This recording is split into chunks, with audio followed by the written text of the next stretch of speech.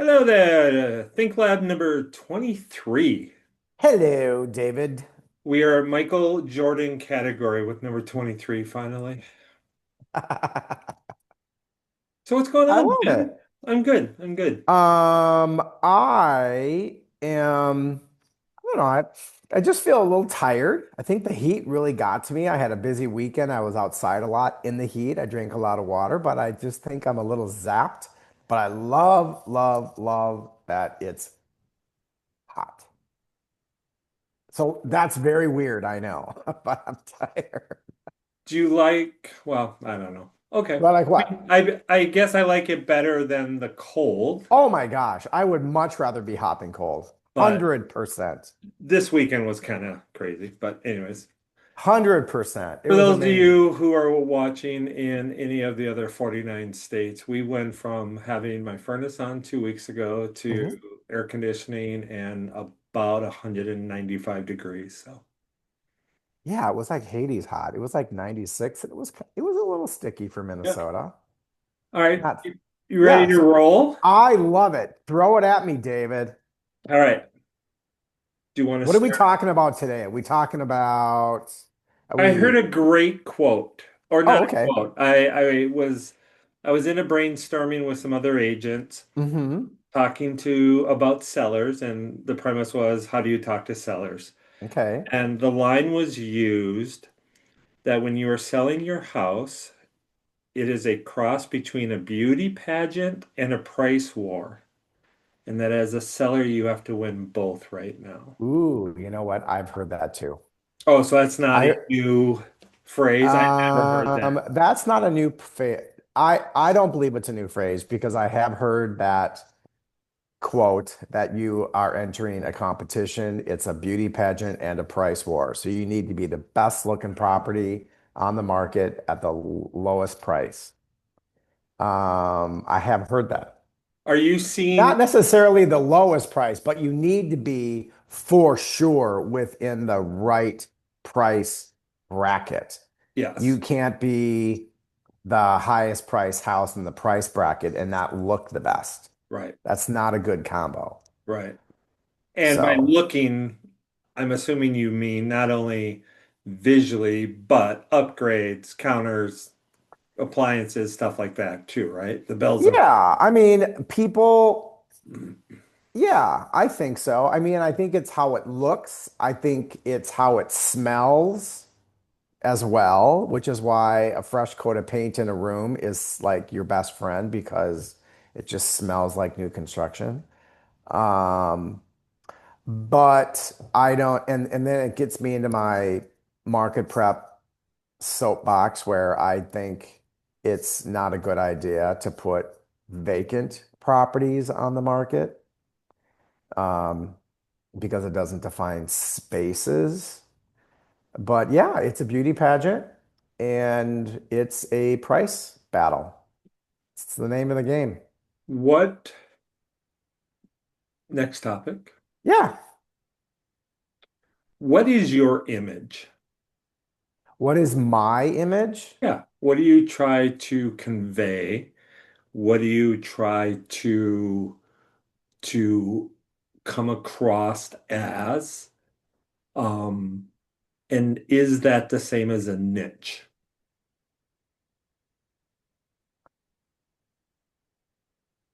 I don't think that your image is the same as a niche. Um, What? What's a niche? a niche, a niche. We'll say niche. Come on, Sotheby's taught me to say niche. No, niche. Okay, so I have an idea of what I hope I project with my image. I am willing to go out on a limb with you and tell you what I hope my image is. And if you swat me down, so be it. Because what you think your image is might not be necessarily what people perceive your image to be. Right. So this is kind of a risky little venture in live time on the internets and everything. So, may I go? Yeah, please. Okay. What I hope I portray as my image is a put together professional who understands how to communicate with both buyers and sellers.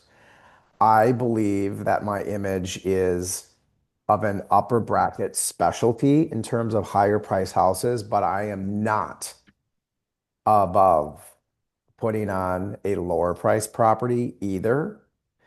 I also hope my image projects that I will treat the upper bracket seller the same way as I treat the lower bracket seller. I should say that better.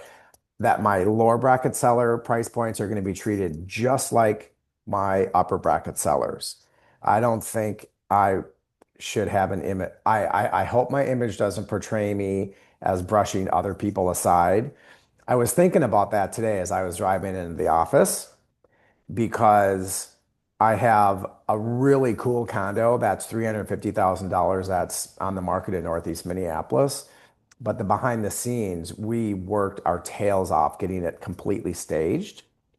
That seller was open to it. I have another townhouse in Woodbury that the seller is absolutely not open to staging. There were some things in there, yet I went and purchased a lot of really cool things that I call for a soft stage. So it's not just blatantly bare. Um, and so I hope that my image projects that I go above and beyond what is expected of me. And there you go. Then what So is your niche? I would say my niche is I specialize in helping people sell houses that didn't sell the first time, whether it is a higher end house or a mid-range house or a lower end house. Um, I would say that's my niche. I'm not going to say that my niche or my niche is only luxury because it's not. I am well versed to handle all price points. I have sold properties over $1 million. I can sell them easily, but I am also extremely comfortable with coaching a mid-range or a first-time seller. So I guess that's my niche is flexibility. I think when you talked about your image, I think you hit Hmm. it spot on. Really? That's how I view you, which not to go back to we've crossed this in other podcasts, but when you were going to make a pivot, Hmm. one of the things that I thought was a good fit was Sotheby's for you. Right. And I thought that that brand should mean something. Hmm. I don't think it's um I don't think it's a placard. I think it actually stands for something. Hmm. And I think you do as well. So I thought those two was it's either Michael Stanton with Sotheby's or Sotheby's Michael Stanton. And I don't think you get that with other brokerages. I with names, for example. I don't think other brokerages necessarily is a continuation. Okay. And I think that that's a great fit for you. I don't think it's a great fit for a lot of people. No, Um, I agree. so I think it was a natural progression of however long you and I have known each other. Do we even know? What year did you start? I'm sure I've known you for 8 years, No, maybe seven. it's gotta be longer than that. I don't know. But I'm really happy that you agree with my opinion and the hope that I project as my image. I don't think all of the agents that are under the Sotheby's brand have the ability to pivot and be very flexible. There are some that are very, very, very rigid in certain spots, and I don't think that's bad. But in Minnesota, in the Minneapolis, St. Paul area, I think you need to be very flexible to work with all. And I believe that I really embody and that I live out what Sotheby's taught me, and that yes, we are a luxury brand, but luxury is a service and not a price point. And I live that every day. It means something to me. Where do you, I, oh, go ahead. Sorry. no, go ahead. Go for it. Where do you think NAR's going 12 months from now? NAR. I think NAR, So those my National opinion, Association of National Realtors. Association of Realtors. Um, I fear that NAR is has tied themselves into a pretzel, and I don't know if they even know how to untangle the knot that they have created.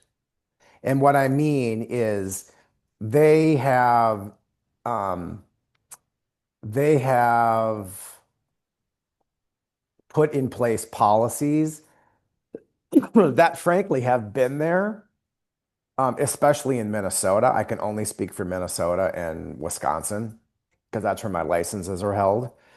Um, and yes, sellers always have had choices of where their property shows up, but I literally think they've taken a pretty basic, the more people that see your house principle, the better it is because the more chances you are going to sell it for the most amount of money.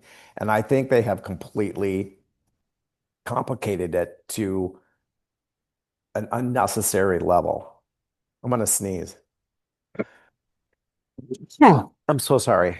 He's in tight. We don't know how to edit, so that will be in Yes, I'm very dry. I don't know why. So I'm drinking water. because you've been out in the sun. Um, Yeah. so right now, last I heard, memberships like at 1-1. It's 1.1 one, million yeah, and it was 1-5 a year ago. in the United States for Yeah, National Association of Realtors. yeah, So we've lost about 400,000 realtors. yeah. That seems about right. But what's interesting though is if you look at the numbers, we've also had about 400,000 people come in. Right. So But they what's don't, funny but is if you look at the net loss of current members, like are the new ones joining because they don't know? Are they being asked to join because of their brokerage? Are they asked to being joined because of their MLS or their state? So it still is kind of up in the air. But I think it's going to cut to a half, another half in a year. well, I mean, and are those realtors that have left the business or are those realtors that have chosen, I don't want to be part of the National I think they've Association of lost. I Realtors think I anymore? think I think it's the natural, people were saying, it's been at that 1-4, 1-5 level for a few years Hmm. now. Hmm.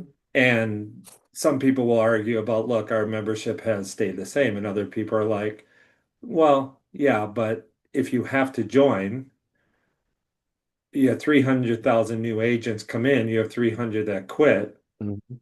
The key Well, should be growth, not keeping it if it's right. mandated.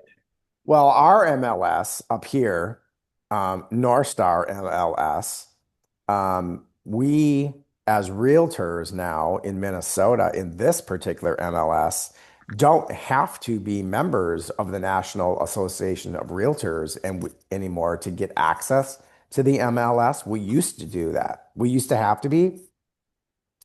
Our brokerage, we have to be part of NAR. Period. End of story.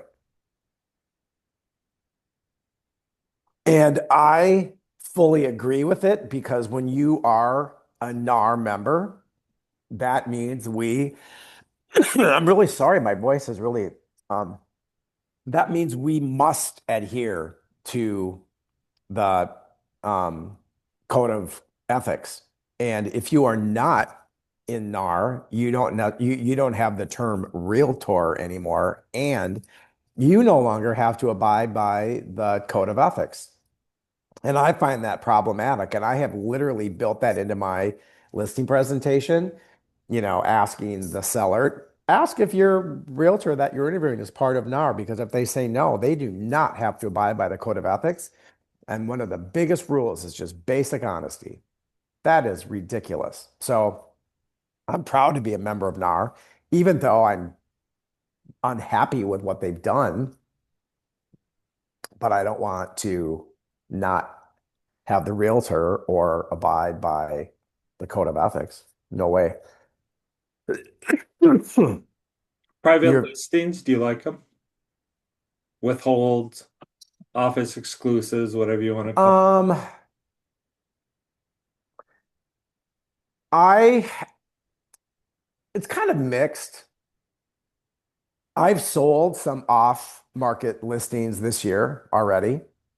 Um, and it was because the sellers did not want to go on the market. They did not want all kinds of showings. They were extremely stressed out about it and keeping the house in a specific state. And so I networked the listing within my office, but I also contacted realtors in the area. And then it was just word of mouth for the neighborhood. People knew that they were selling. And then I would get a call from a realtor. I'm like, well, it's listed, but it's not on the MLS. And yes, I can get you in. Do I think they got the most for their money? No.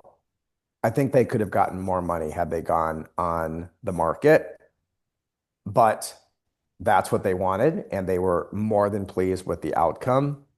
Now, I am not personally a fan of a realtor in a brokerage taking a listing and literally keeping it in that little itty bitty bitty bubble of that particular brokerage. I don't like that, but unfortunately, National Association of Realtors is letting all this happen.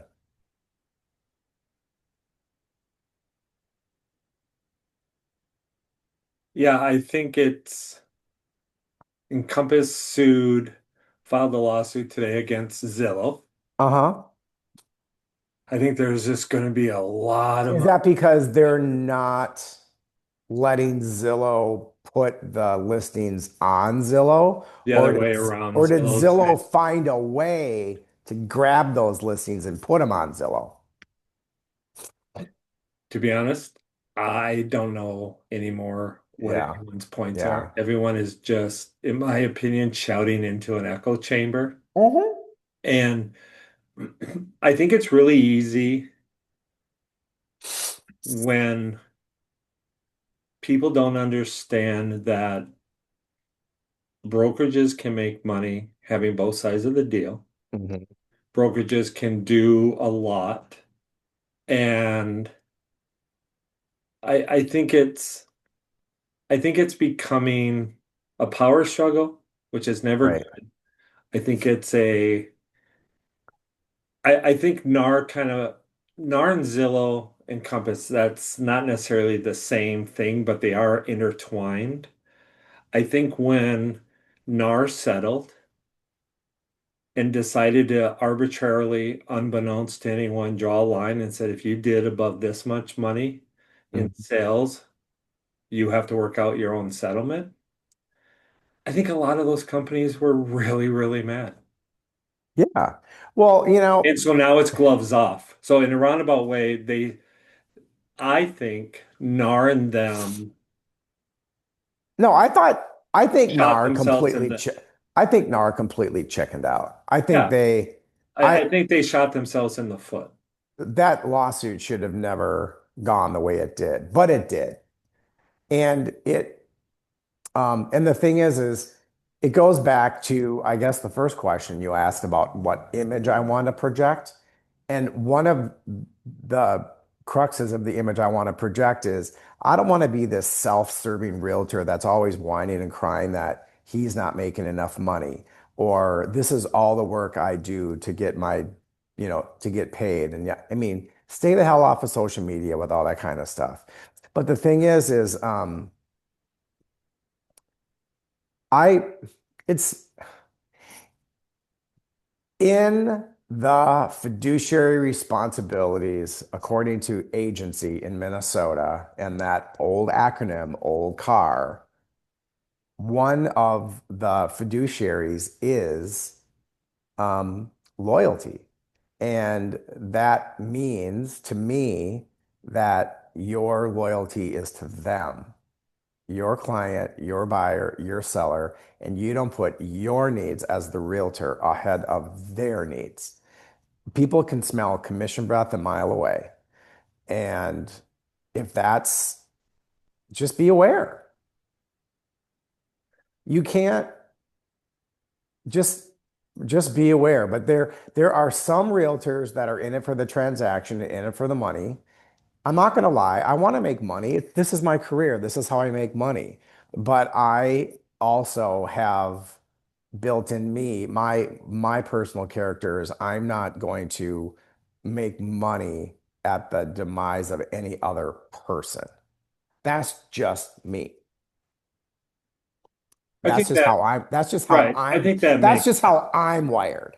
right. It doesn't necessarily mean that's how, Billy or Susie's wired. They could be wired completely different. That's just how I'm wired. And I'm not going to try to change it. I've tried to change it many times and it's just not me. So, Do you think we need one MLS? um, I'm not going to go on record saying that we need one MLS for the United States of America, but I will go on record and say that I believe we need one MLS for the state of Minnesota. That would be wonderful because we're all licensed in the state. All of us are licensed in the entire state of Minnesota. And legally, we can do transactions anywhere in the state of Minnesota. And I think it behooves both the sellers and the buyers for everybody to see everything. Um, and you know what? If there's a listing 4 hours away from me, I very well may just refer that transaction to that person, but I have to at least be able to see it. And right now I can't see everything because all I can see is, Let's go through this scenario. okay, Let's say you have something War Road. me personally Yep, you have a referral or you have somebody that's looking for War Road. to Okay, sell or buy. doesn't matter. Let's Okay. say whatever. And we're up there. That's right on the Canadian border. That's northern Minnesota. Yep. And I Okay. chose that because just the proximity when you said 4 hours. I was trying to pick something Okay. that, the North Shore because you go up there. Hmm. I didn't want to pick that. I don't think, the southwest part of the state, that's not 4 hours. So I just randomly chose something up there. Okay. If you don't like, hypothetically, and I don't know necessarily where you're saying, the dual agent concept, right? I So don't like the let's say, dual agent concept where the agent represents both buyer and sellers. I do not like that. but let's say again you have War Road. So you have Okay. a client says, "Hey, I'm interested in War Road." You're like, "Look, I'll find you someone, whatever." Hmm. Number one is, who do you call? Do you call the listing agent? Because if we got rid of dual agent, now we can't. And by getting Um, rid of the dual agent, we're almost in a roundabout way making it harder to refer out, where I think the agent maybe is trying to do the right thing. But then it's like, okay, well, guess what? There's probably not a Sotheby's agent in War Road. I'm oh, just I wouldn't talking. care if the agent was Sotheby's or not. I know, but how do you find out then? Um, That's my well, point, um, which is why I think listings are so powerful because you generally go to the listing agent and say, hey, I have somebody, I can't do it for XYZ. Are you in? I think that basically puts networking really important because right now, for example, I don't know anybody in War Road, but I'm sure I could Google realtors in War Road and find a few. Right, but Um, now is that so then we go into that whole thing. If you do a referral, do you disclose to the person that you're getting a cut? to the buyer? Yeah. Oh, we have to. So, and Because you're, because how I promote it or how I would deal with it is listen, thank you for asking me about something in Warroad. Can I do it with you? Yes. Is it the best for you? Probably not. Because you might want to go up there more than one time. You might want to go up there and spend 3 or 4 days looking at different properties. Let me help you find a realtor in the area. I can but you help doing you. a Google search, is that the best for the client? Well, I am not just going to rely on that. I'm going to talk to these realtors and find Right, out, and I'm going to help them vet. I right. can then give. Two names, three names, four names. Right. But the These are thing the ones. is I would say, listen, because everybody invariably would be like, well, Mike, I want to work with you. I want you to get paid. And it's like, don't worry about that. That's not the issue. That's loyalty, once again, in the fiduciary. And I'm like, I will be able to get a referral fee by sending you to this person. So we're perfectly fine.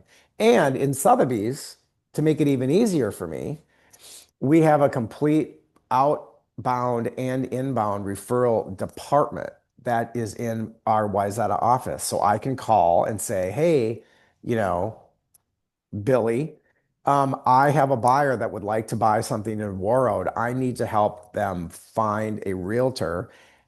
Our outbound referral department has relationships with people around the country and the world, and they start helping that search. And then, because it's a formal outbound referral, there's communications going back and forth with me and this realtor at all times to know how things are. So, and you know what? If they're set on buying this property and they want to use me and they're like, this is the one we want, we're going to drive up there, we're going to write an offer. I might just say, all right, jump in the car, let's drive to World, we'll write the offer, we'll come back, and that's it. I wouldn't be opposed. If it was that easy, I would not be opposed. Right. But I wouldn't list the property up there. And if a person wanted to go, like I just referred somebody to Milwaukee. I'm licensed in Wisconsin, but I'm not gonna go to Milwaukee. That's all the way across the state. And I dealt with our outbound referral department, and we found him a great realtor, and they're working with them.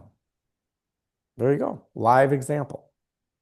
All right. Well, That's just week, me. next week, man, we'll see. I like rapid fire. Ask more rapid. How come I feel like I was answering all the questions and you didn't get to answer any questions this week? That's the way it goes, man. We'll be in touch. Ciao, ciao. Ciao.